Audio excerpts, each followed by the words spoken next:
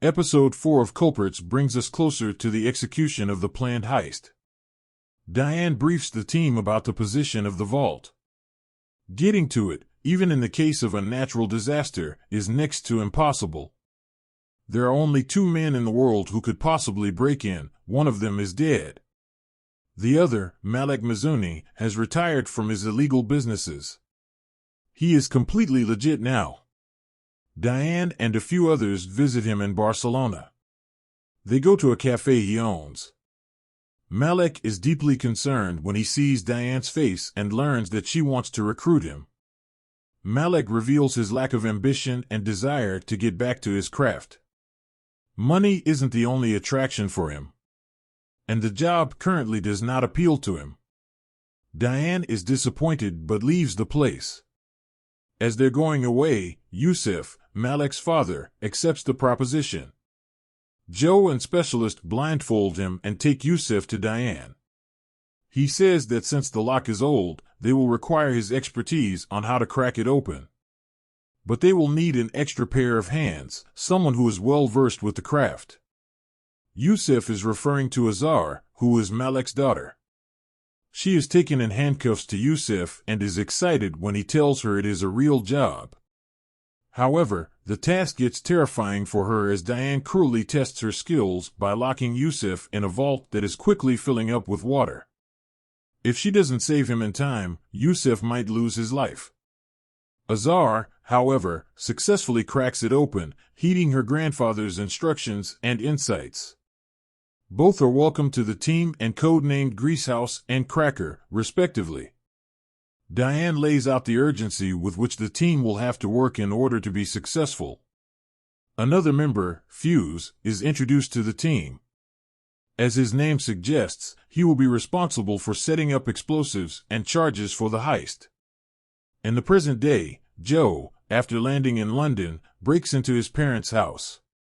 He places a cat figurine at the top of a desk in the living and proceeds to go into the back shed. He retrieves a handgun that he had stashed years ago in one of the old boxes. Carl and Kathy, his parents, arrive while he is still in the house.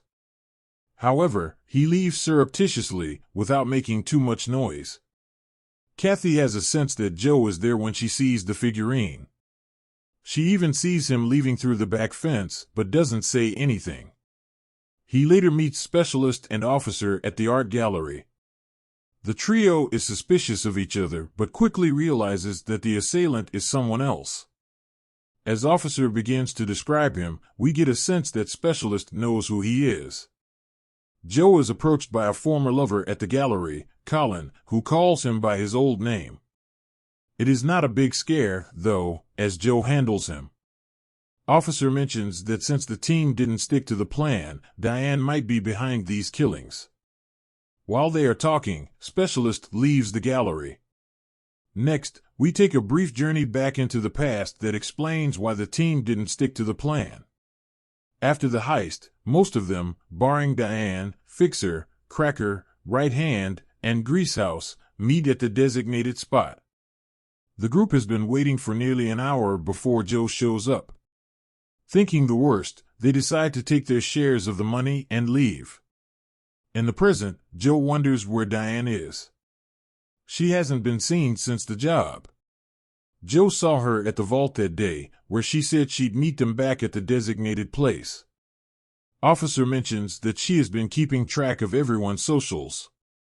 Using a few reverse image searches on one particular account, she guesses that Azar might be hiding in southern France. It is like finding a needle in a haystack. But Joe and Officer are desperately out of options. In Barcelona, we see Malek being confronted by the masked man. After killing him, the man takes off his mask briefly and ominously smiles at a family photo that has Azar and Yusuf.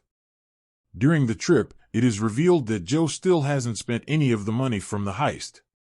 He is a multimillionaire but still wants to be cautious with it. Officer, on the other hand, spent the entirety of her share in 7 months. While going around the places where they find the graffiti, the duo realized that Azar might be in Pamiers. A flashback reveals how difficult it was for Officer after her death escape to go back to normal. If it hadn't been for Joe, she would have been dead. As a return of favor, Officer gave Joe her contact to move the money to L.A., which is where she was going. In the present, while waiting at a gas station, Joe reads a news clipping of Malik's death. He hurries Officer into leaving as she screenshots Azar's probable location and sends it to the white-haired assailant, who is only referred to as the Devil. The episode review. Well, we have the first major betrayal in the show. Officer seemed to be completely normal after the incident in episode 3, but in hindsight, how could she? I still don't get why the Devil chose to let her live while hunting down the others. Couldn't he just as easily have found the remaining members of the team? The writers will have to come up with a good explanation when the time comes. It is unlikely that we will be seeing the heist sequence, which is unfortunate. The show has already skipped past it. But Diane's mysterious disappearance remains intriguing. Culprits still has a lot of story left to tell. Episode 4 is low on action but moves the narrative along quietly. Arterton's sparing use is a disappointment. The previous 2 episodes have excluded her completely, which can only mean she might headline one of the next 2. I am still unsure of the plot. Perhaps the cues will make much more sense when put together later on.